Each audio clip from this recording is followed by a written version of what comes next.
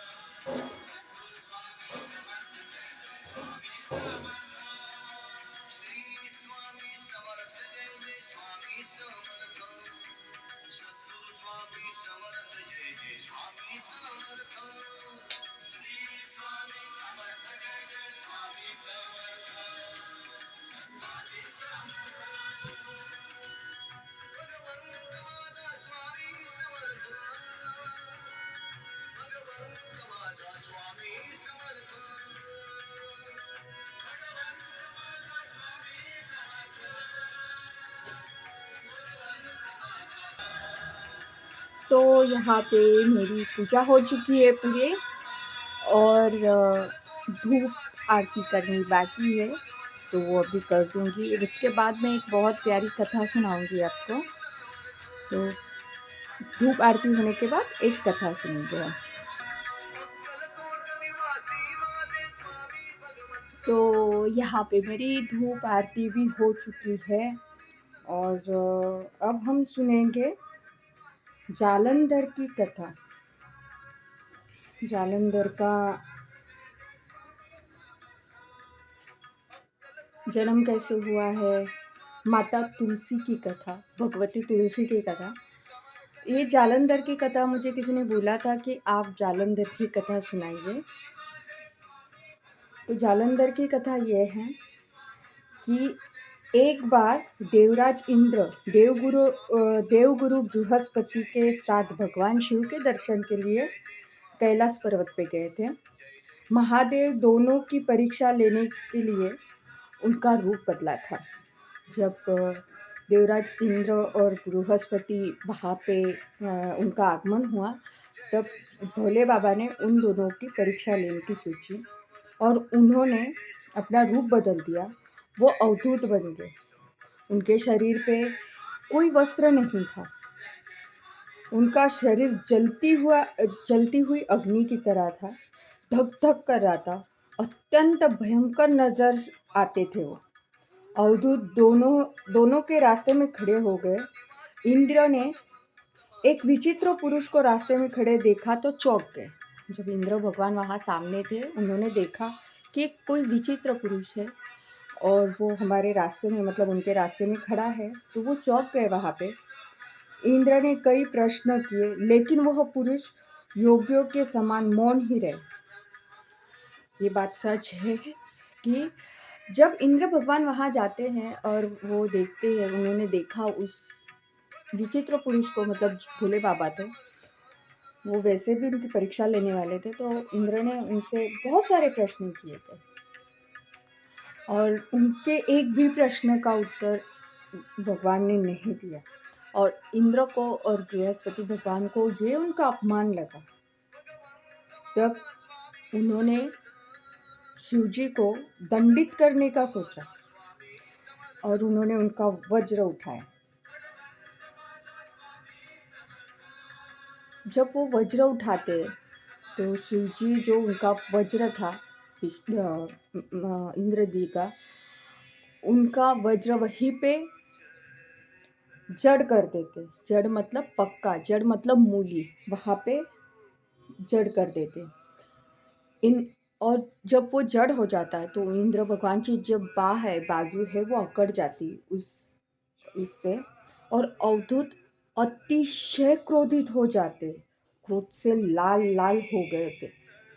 बृहस्पति उनके चेहरे पर आई क्रोध की ज्वाला को देखकर समझ गए कि ये ऐसा प्रचंड स्वरूप सिर्फ महादेव जी ले सकते हैं।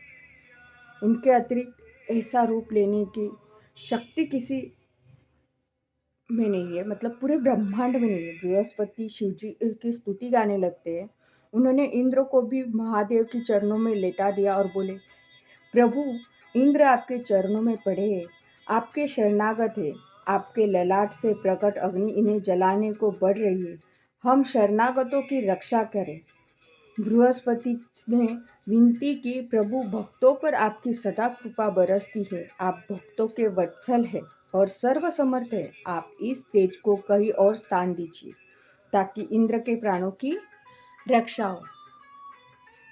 उस समय इंद्र को ज्ञात हुआ कि मैंने कितनी बड़ी भूल की है कि बिना सोचे समझे, बिना कुछ जाने मैंने इन पे वज्र उठाया।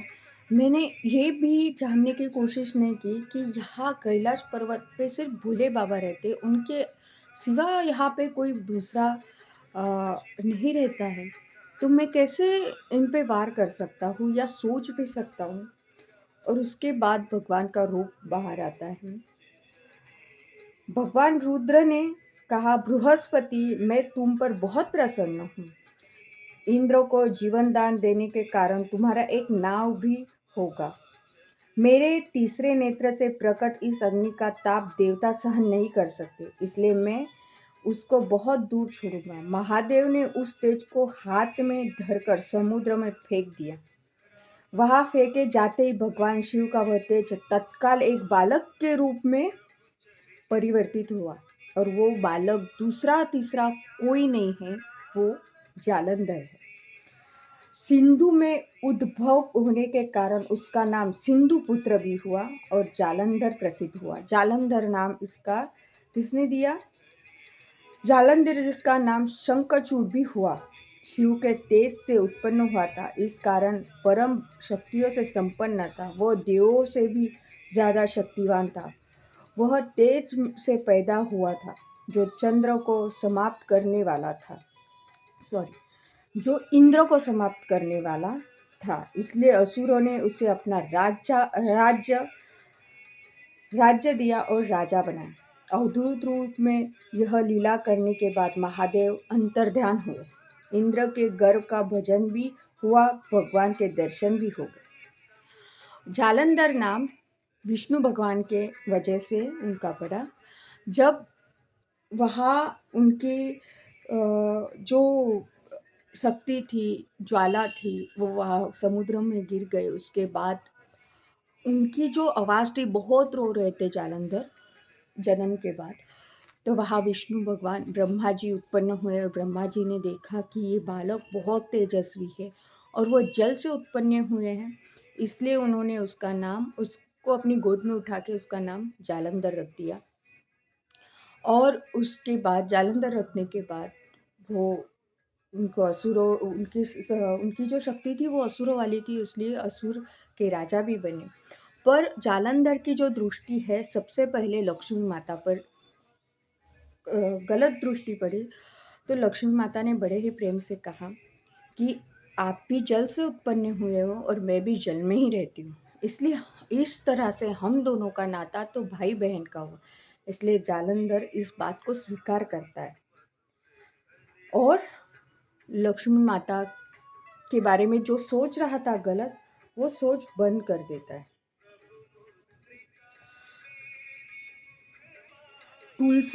अब सुनिए, तुलसी से जुड़ी एक कथा बहुत प्रचलित है।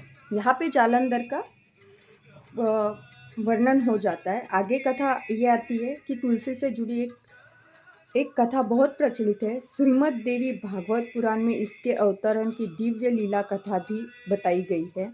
एक बार शिव ने अपने तेज को समुद्र में फेंक दिया था। उससे एक महातेजस्वी बालक ने जन्म लिया। यह बालक आगे चलकर जालंधर के नाम से पराक्रमी दैत्य राजा बना, जिसकी राजधानी का नाम जालंधर नगरी था। आज भी वो राजधानी है, जालंधर है।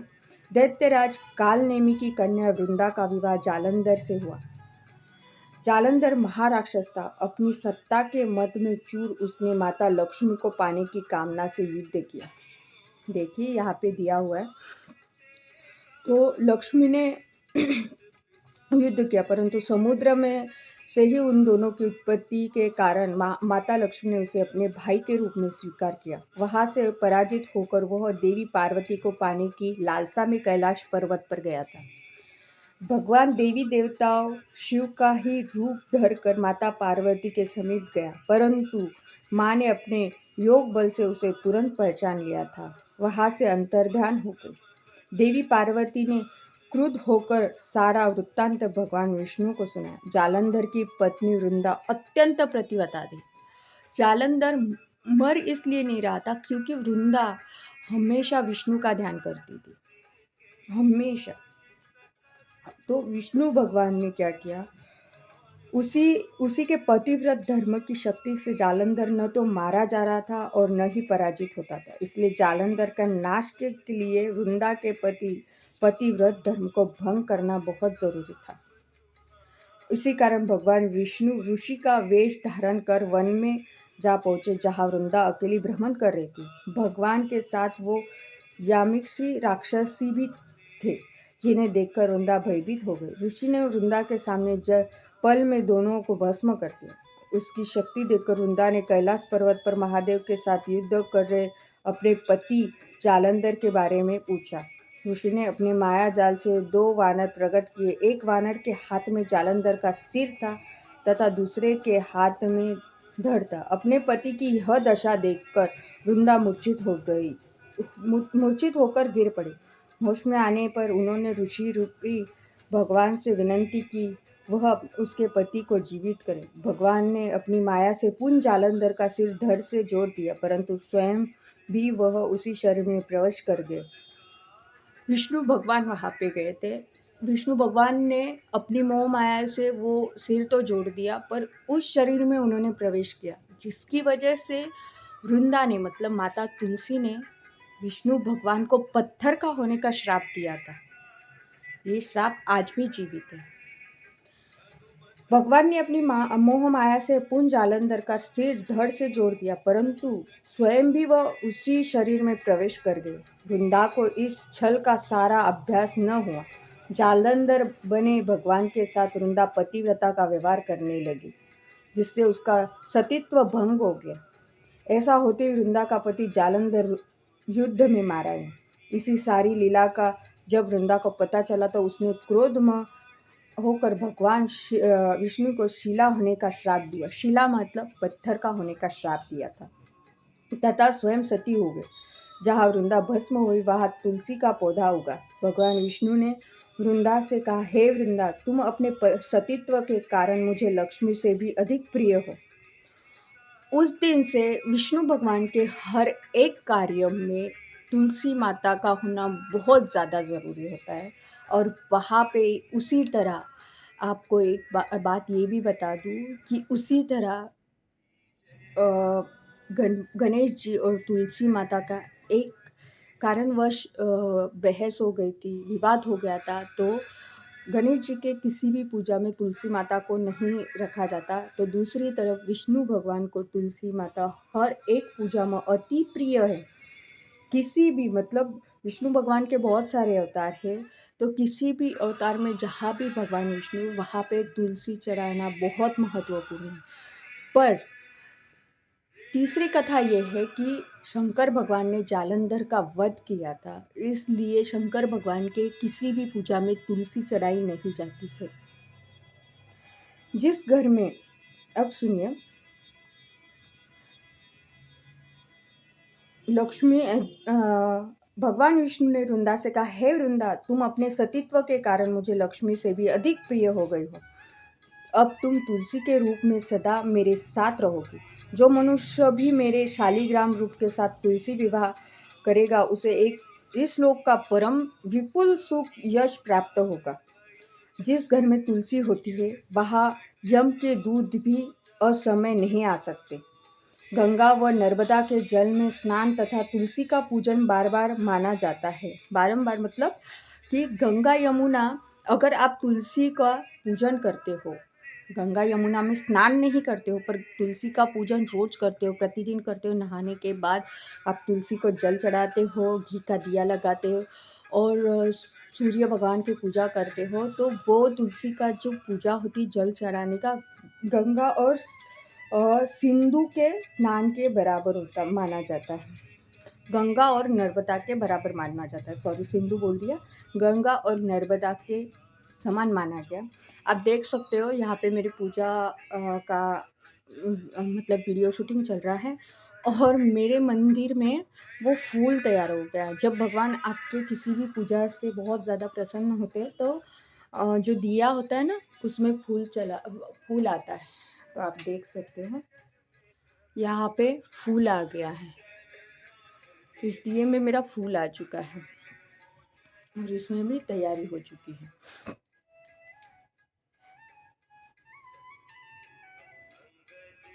चाहे मनुष्य जितना भी पापी क्यों ना हो, मृत्यु के समय जिसके प्राण मंजरी रहित तुलसी और जल मुख में रख कर निकल जाते हैं वो पापों से मुक्त होकर वैकुंठ धाम को प्राप्त होता है। जो मनुष्य तुलसी व आंवलों की छाया में अपने पितरों का श्राद्ध करता है।